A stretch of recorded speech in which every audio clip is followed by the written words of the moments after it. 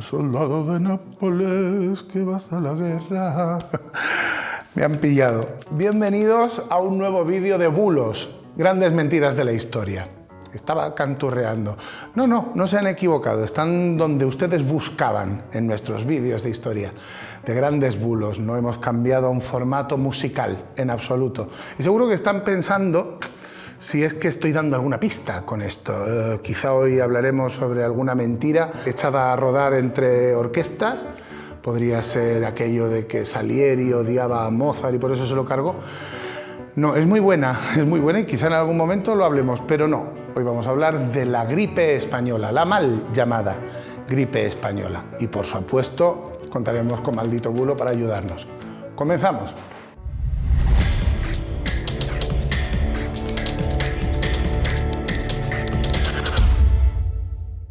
Año 1918. Las grandes potencias europeas, ya lo saben, por esas alturas están matándose en Europa, pero ya están un poco hartas y empiezan a pensar que quizás sería buena idea ir terminando con la guerra. En cambio en España no, en España bueno, para la gente llana como siempre, mal.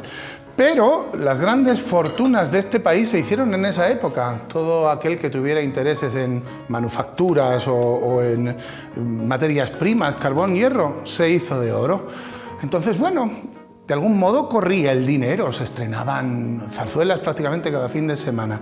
Hay una que durante esa época tiene gran éxito, la canción del olvido. Fíjense si será famosa, que a esta enfermedad que ha llegado desde Estados Unidos en primavera, primero recaló en Francia, luego pasó a Gran Bretaña, luego a Alemania, a Italia y por último a España. Bien, pues a este mal la prensa, un poco jacarandosa siempre, la prensa celtibérica, la ha llamado Soldado de Nápoles. Soldado de Nápoles es la pieza más famosa de esta obra musical, de la canción del olvido.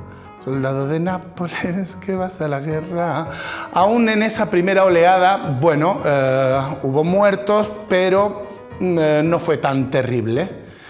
El virus en verano se dio unas pequeñas vacaciones. En ellas mutó y cuando regresó en octubre empezó a dejar infinidad de muertos. Ni a la prensa ni a la población en España les siguió quedando ganas de cachondeo con el maldito bichito. El supuesto paciente cero, Gilbert Mitchell, enfermó el 4 de marzo de 1918 en Fort Riley, Kansas.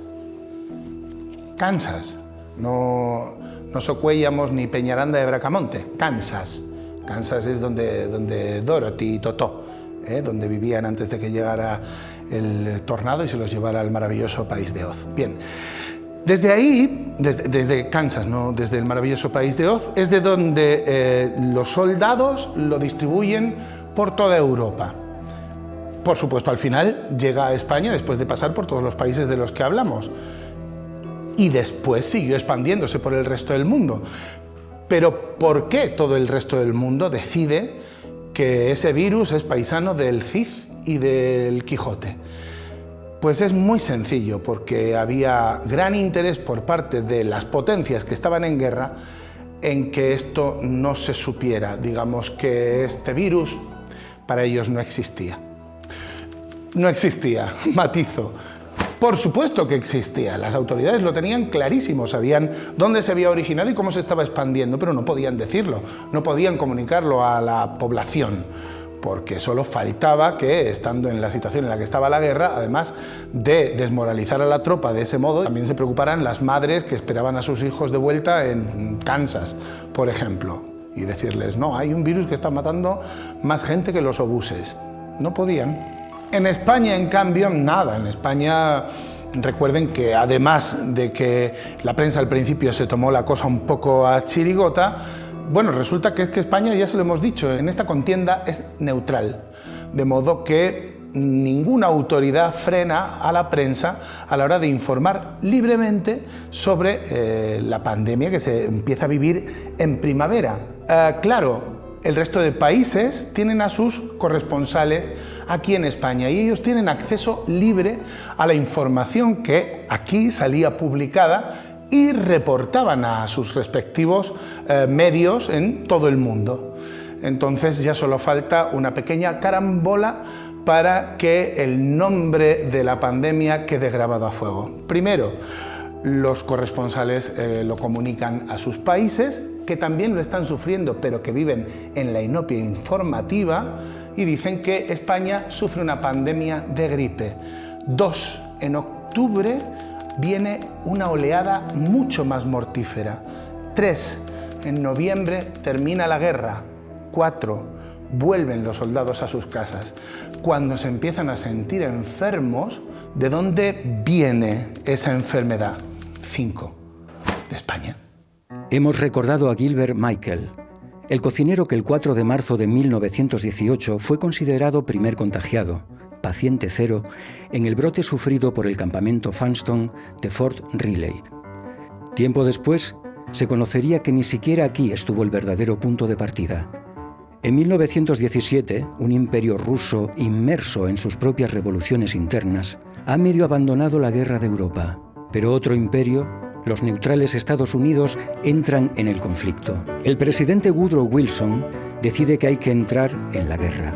Al efecto de reunir y organizar las tropas, antes de su traslado a la orilla contraria del Océano Atlántico, miles de jóvenes norteamericanos son primero acuartelados y entrenados en numerosos campamentos militares distribuidos por todo el país. Y aquí es donde se da el primer brote que los investigadores del tema denominan oleada Heraldo, entre octubre y noviembre anterior al paciente cero. A la vista de estos datos y de la rapidez con que el mal se propagaba, el presidente Wilson consulta con su jefe de Estado Mayor, el general Peyton C. March, si tal vez no sería más conveniente detener el envío a Europa de tal carga vírica. El militar convenció de lo contrario a su presidente, argumentando que eso sería darle razones al enemigo para sospechar que sus oponentes tenían un punto flaco. Los soldados se enfermaban y morían en los barcos que les trasladaban al frente, pero el envío no se detuvo. Hay consenso en esto entre la comunidad científica. El episodio de enfermedad y muerte denominado gripe española de 1918 es el episodio de enfermedad y muerte más letal al que se ha enfrentado jamás la humanidad. La peste antonina de época de Marco Aurelio en el Imperio Romano fue muy letal, es cierto. También lo fue la peste negra de los años 40 del siglo XIV, pero en aquella época no había tantos seres humanos sobre la faz de la Tierra. Murieron muchos más en la que estamos tratando hoy, de principios del siglo XX. En la que vivieron en el siglo II, los romanos, se dio un bulo muy curioso. Un tipo llamado Alejandro el Charlatán, el tipo iba de frente, escribió unos versos y convenció a la gente de que clavándolos encima de la puerta de sus casas se librarían de la epidemia. Se hizo de oro. El bulo que circuló durante la peste negra en la Edad Media fue quizá un poco peor. Se le echó la culpa a los judíos. Se decidió que ellos habían emponzoñado las aguas de los pozos y eran los culpables. El caso es que morían como el resto de la gente, pero cargaron con la culpa. En realidad, luego ha habido muchísimas epidemias. Todas han venido acompañadas por bulos sabrosos. No podía librarse esta que estamos hablando de la época de la radio, de los cepelines y de Mary Pickford. Y además incidimos todo el rato en que su nombre de española es injusto, pero casi llegó a merecerse el epíteto porque España perdió cerca de 200.000 personas en solo 12 meses. Piensen que 20 años después, en nuestra guerra civil, necesitamos 3 años para que fallecieran 300.000 personas. Tenemos a nuestra compañera de Maldito Bulo que nos completará la información. ¿Te imaginas que por una canción, en vez de gripe española, se hubiera llamado Soldado de Nápoles? ¿Qué culpa tendrían? Clara, de Maldito Bulo, ¿qué me cuentas al respecto? ¿Tú eres de Zarzuela? No soy yo muy de zarzuela, pero es verdad que siempre me quedaría en este búnker si viniese una gripe española. Tengo tocadiscos y tengo discos, ¿eh? Si quieres te los puedo poner. Fenomenal. ¿Sabes una cosa muy sorprendente de esta historia? Que al final lo que pasa es que se utiliza la mentira para posicionarse geopolíticamente. Cuando estaban a tortas en toda Europa, la gripe española, como se terminó llamando, fue saltando de un lado a otro, pero nadie quería decir que sus soldados estaban muriendo de gripe y no por las tropas enemigas, porque eso no posicionaba geopolíticamente y no hacía lucir. Así que cogieron y cuando llegó a España, nosotros que no estábamos metidos en estos líos, dijimos, oye, que es nuestra. Si no, a lo mejor lo hubiéramos llamado de Kansas, aunque eso se supo un poco más tarde. No, pobres napolitanos. Yo pienso en si hubiera tenido éxito lo de soldado de Nápoles. La gripe napolitana, pobres napolitanos, ¿qué habían hecho? Tampoco hubiera sido culpa suya. Tampoco hubiera sido culpa suya. En fin. Conclusión, los virus matan, los bulos también. Virus, bulos, virus, bulos. Y no me pregunten quién de los dos deja más bajas, porque no les sabría responder. En cambio, Marco Aurelio,